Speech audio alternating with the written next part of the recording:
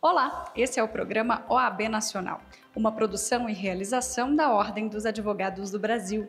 Aqui você fica por dentro das novidades da advocacia e dos últimos acontecimentos do Judiciário. Fique com a gente, já estamos no ar.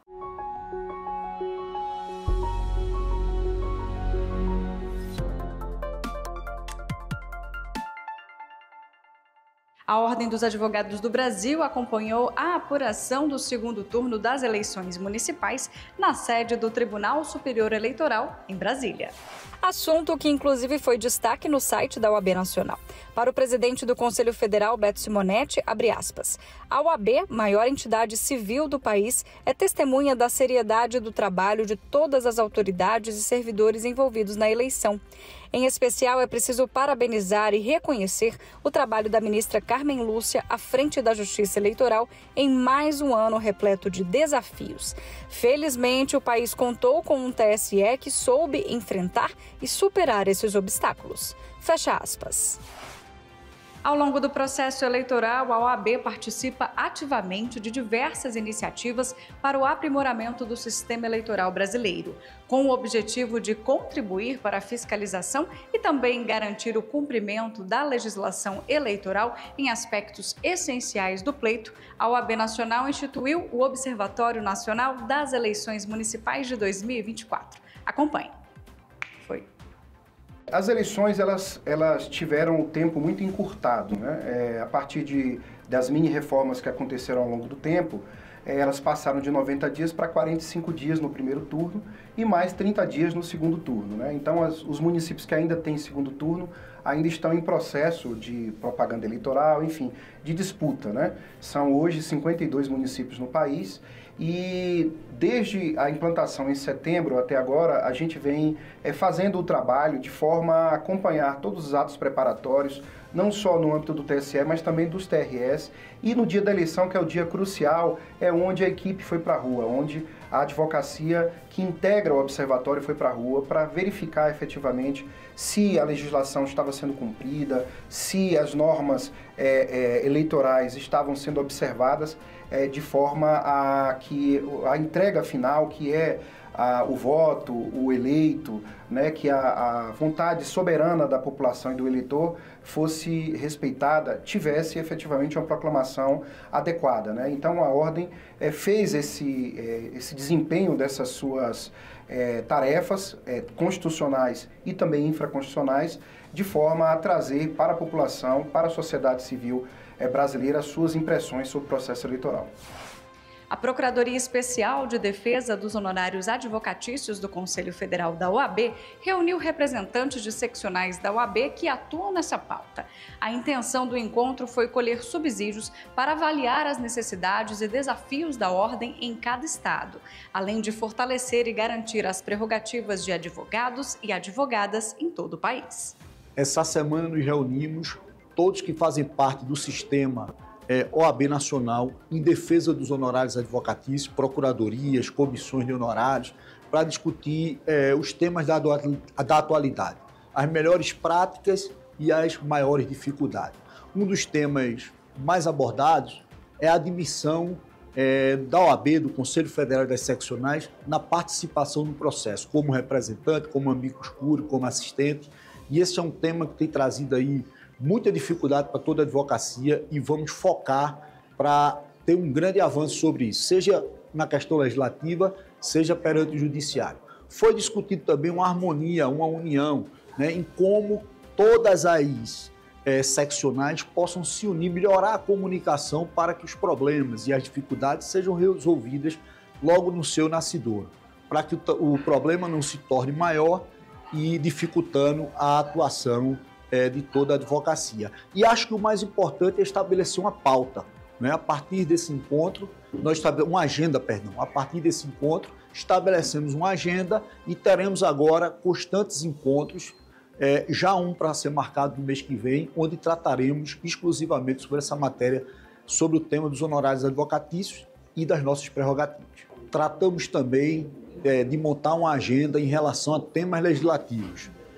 Faremos uma compilação de sugestão de todas as seccionais sobre projetos de leis ou sugestões legislativas que possam tanto contemplar os honorários advocatícios, quanto minimizar determinadas interpretações acerca da aplicação dos honorários que possa vir a vilipendiar os honorários advocatícios. Nos últimos anos, a violência contra advogados tem sido uma realidade recorrente pelo país. Assassinatos e agressões motivados pela atuação profissional configuram uma afronta ao Estado de Direito e ao direito de defesa.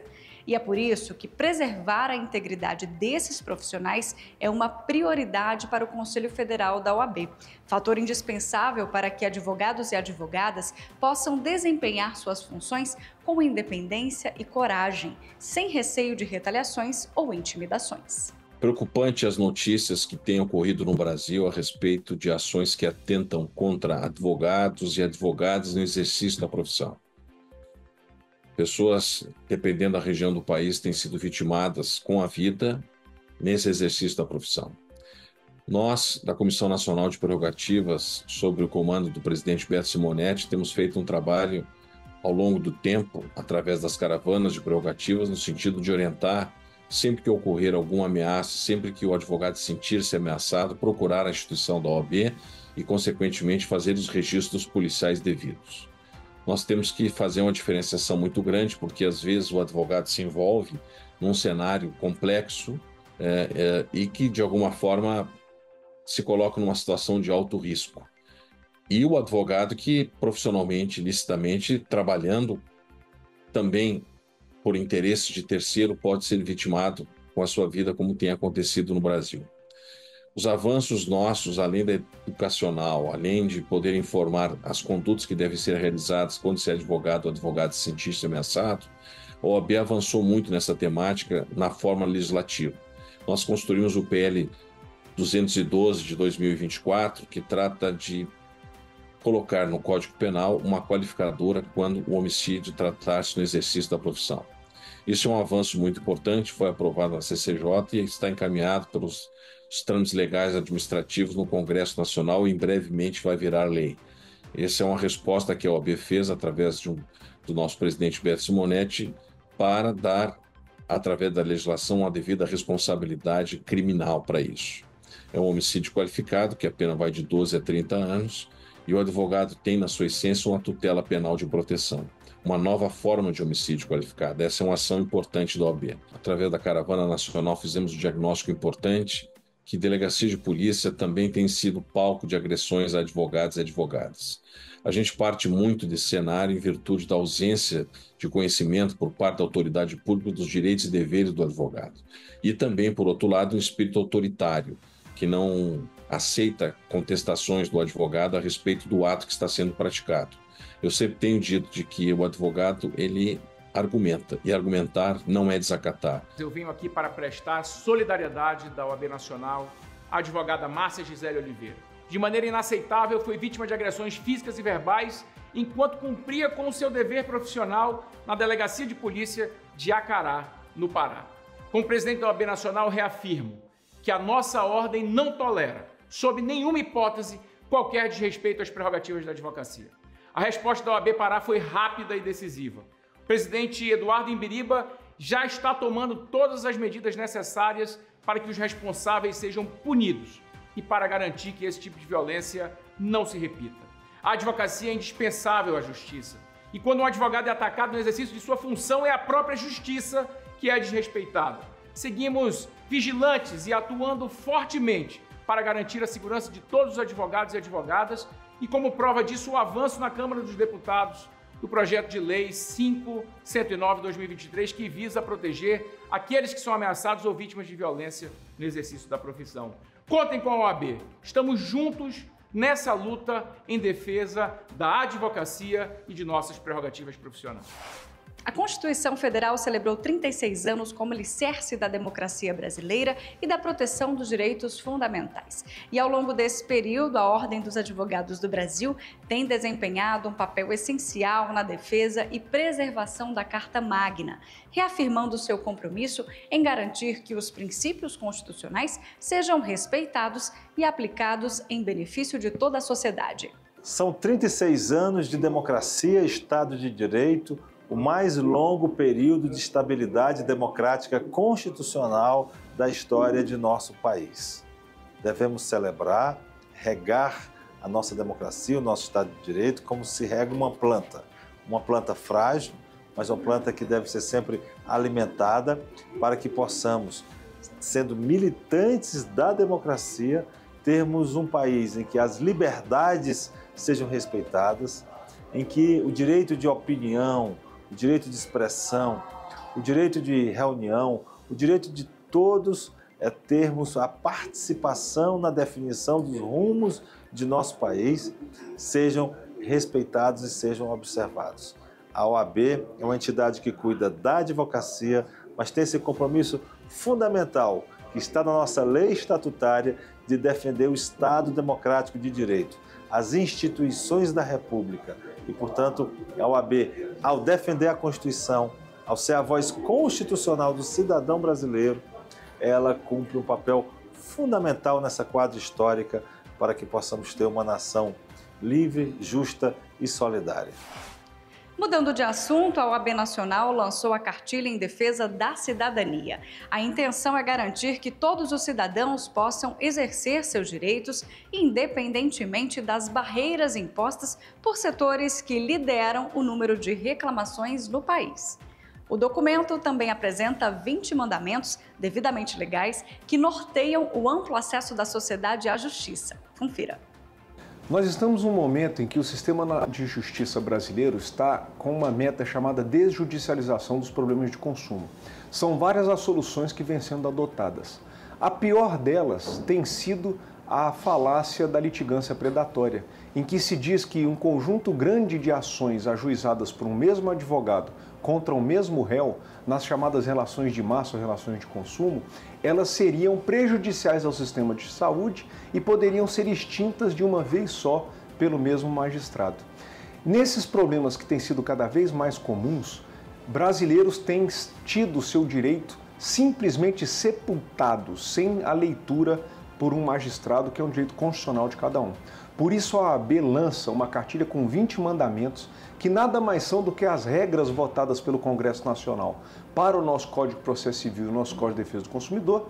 E nesse passo a passo, tanto o cidadão quanto o advogado vai ter a garantia de que o seu pleito, seja ele massificado ou um pleito individual, não vai ser arquivado prematuramente por um juiz. É inaceitável que no estágio em que nós estamos de democracia, venham portarias de tribunais que não foram votadas em Congresso, não passaram pelo Parlamento brasileiro, criar inovações legislativas que atentem contra a garantia do cidadão e contra as prerrogativas dos advogados. É por isso que a cartilha realça que no dia a dia do trabalho do advogado, na lide, no balcão do fórum, seja na Justiça Comum, no Juizado Especial, civil ou federal, o que vale é o CPC e não normas que saem de algumas portarias ou resoluções de tribunais que não foram votadas no Congresso Nacional. O Brasil é um país que busca o crescimento, mas infelizmente ele ainda convive com muita injustiça social. É o maior juro do mundo no serviço bancário.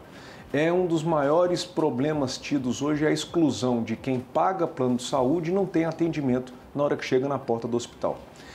Eu acho que quem é predador do brasileiro não é o advogado que procura a justiça para garantir os direitos desse povo, e sim essas empresas que cobram valores de primeiro mundo para prestar um serviço de terceiro mundo. E por isso que abarrotam os tribunais com ações respondendo pelos seus desserviços. Então, quem é predador do brasileiro, com certeza não é a advocacia brasileira, e sim empresas que optam por prestar serviços de má qualidade. Enquanto houver desrespeito à lei e serviço de má qualidade, vai ter uma grande quantidade de ações na Justiça. O presidente do Conselho Federal da OAB, Beto Simonetti, recebeu o troféu Sancho Panza durante a 31ª edição dos prêmios Dom Quixote e Sancho Panza, promovido pela revista Justiça e Cidadania. A premiação homenageou profissionais que se destacam por contribuir na defesa e no fortalecimento da justiça, dos direitos humanos, da cidadania e da democracia. Essa celebração tem o nome do prêmio Dom Quixote, precisamente pelo reconhecimento do valor das pessoas que se movem por ideais e que têm bons propósitos nessa vida. E a cerimônia, como eu disse, marca os 25 anos da revista, que é uma revista de grande circulação. Ela tem uma circulação física para os seres paleolíticos como eu, que ainda gostam de ler revistas no papel, mas tem uma circulação de mais de 1,3 milhões de exemplares digitais, se por assim podemos dizer, neste mundo marcado pela revolução tecnológica e, portanto, pelo acesso aos meios de comunicação por via digital. Agora nós vamos para um breve intervalo e voltamos na sequência com mais OAB Nacional para você. Não saia daí.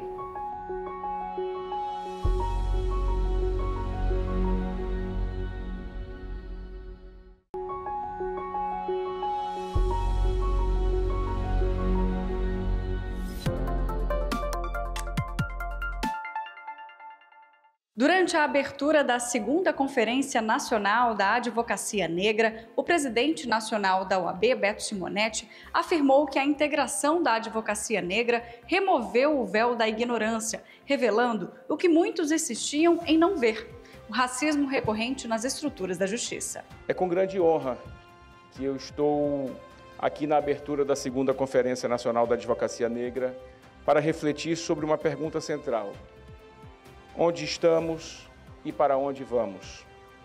Essa questão não está sozinha. Surgem outras igualmente importantes. Por onde começar? O que fazer? Como traçar o caráter e o conteúdo dessa luta por direitos? Qual a tarefa da OAB?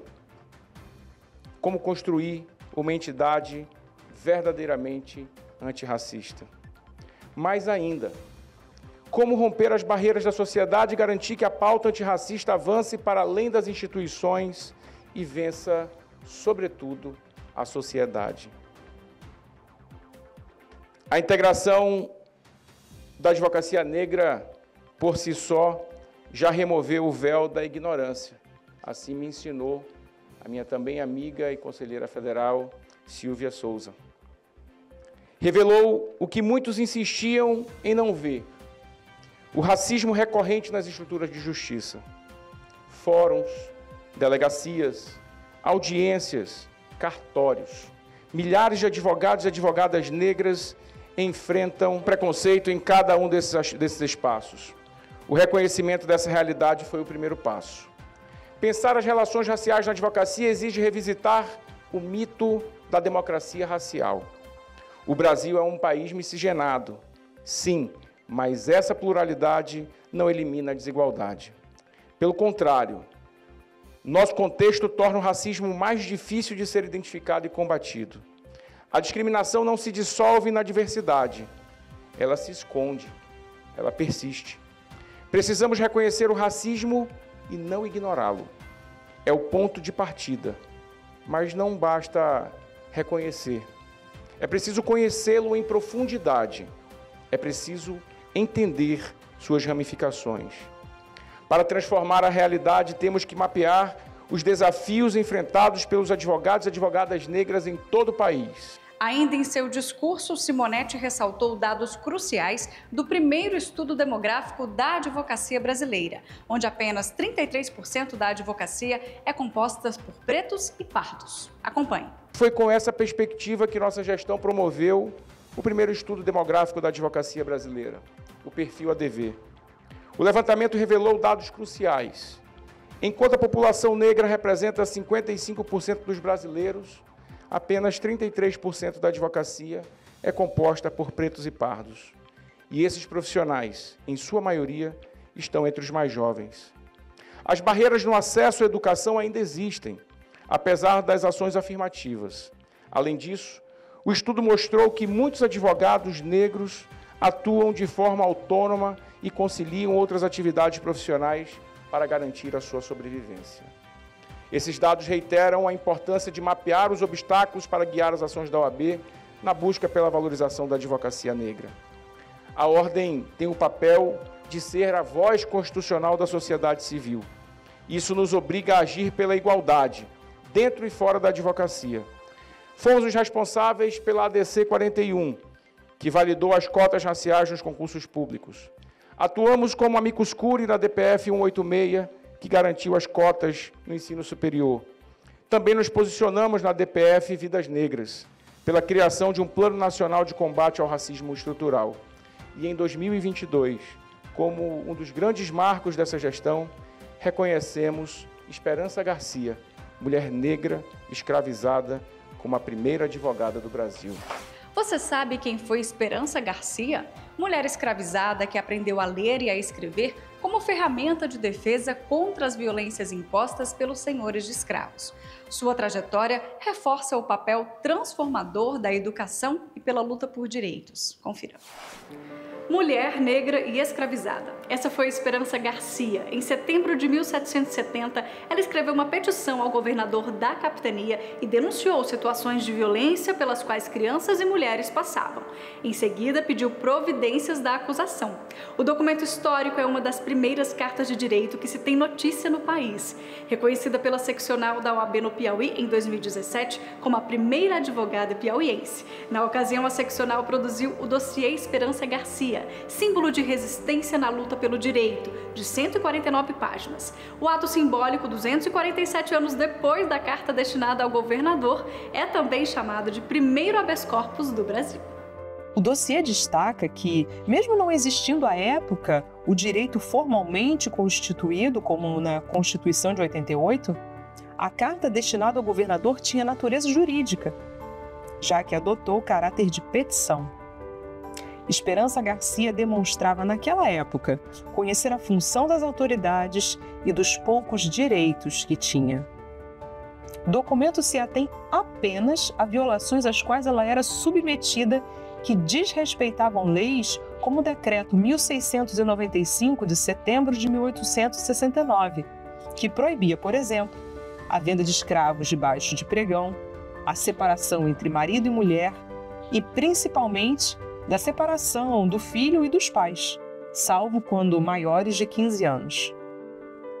Outro aspecto jurídico da Carta de Esperança é a natureza coletiva das reivindicações. Esperança Garcia aprendeu a ler e escrever português com padres jesuítas. Após a expulsão da Congregação do Brasil pelo Marquês de Pombal e a passagem da fazenda para outros senhores de escravos, ela foi transferida para outras terras. Longe do marido e dos filhos, usou a escrita como forma de luta para reivindicar uma vida com dignidade. Em 2022, o Conselho Pleno da OAB Nacional também reconheceu Esperança Garcia como a primeira advogada brasileira. Em sua homenagem, foi doado pela Secretaria da Cultura do Piauí o busto de Esperança Garcia como forma de lembrança do papel que cumpriu com firmeza na defesa da comunidade em que vivia. A seccional da OAB no DF realizou sessão solene em comemoração aos 35 anos do Superior Tribunal de Justiça. E o evento homenageou ministros e ministras que ingressaram no STJ pelo 5º Constitucional, uma regra que reserva vagas para advogados e membros do Ministério Público. Vamos ver.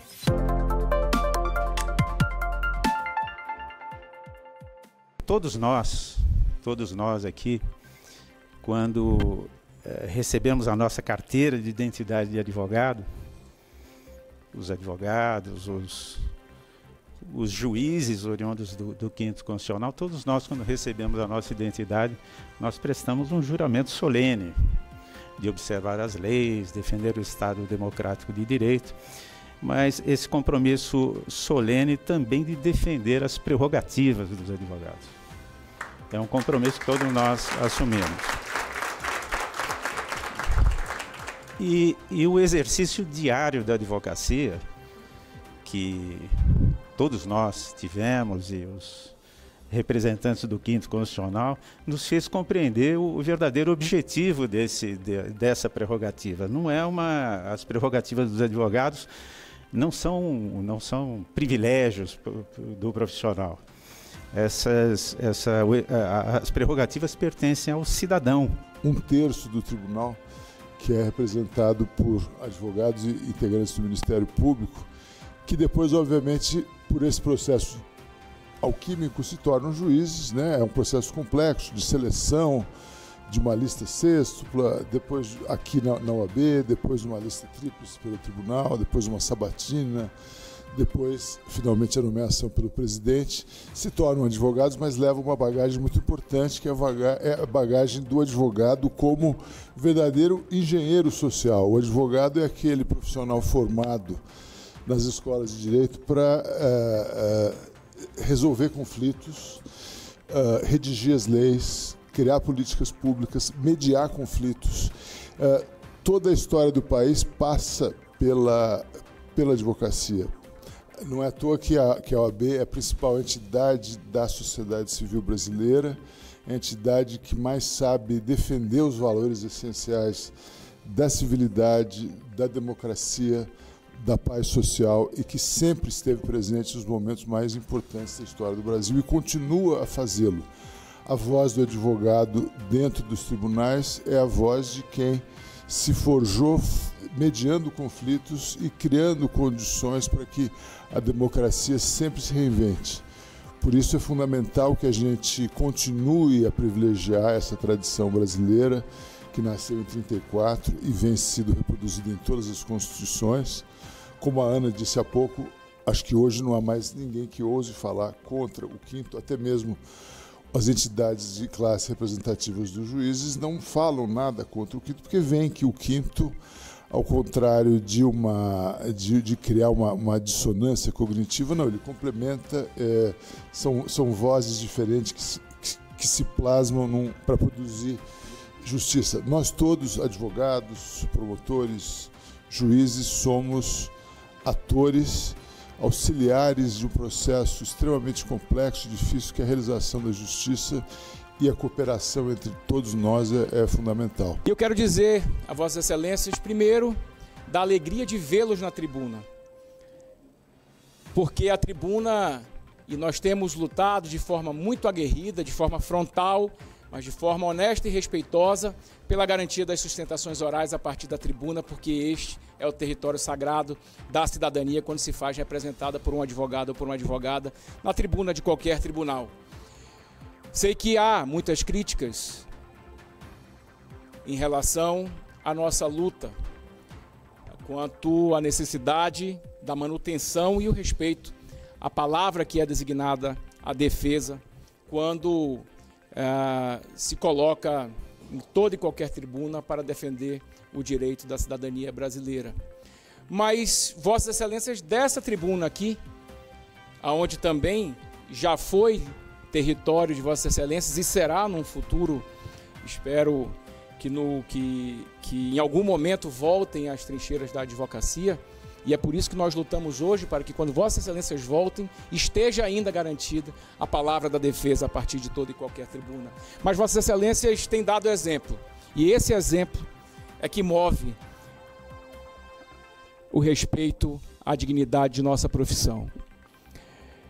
Quando Vossas Excelências garantem a palavra da defesa e têm feito de forma recorrente, quando Vossas Excelências arbitram honorários de forma justa, e Vossas Excelências têm feito isso de forma recorrente.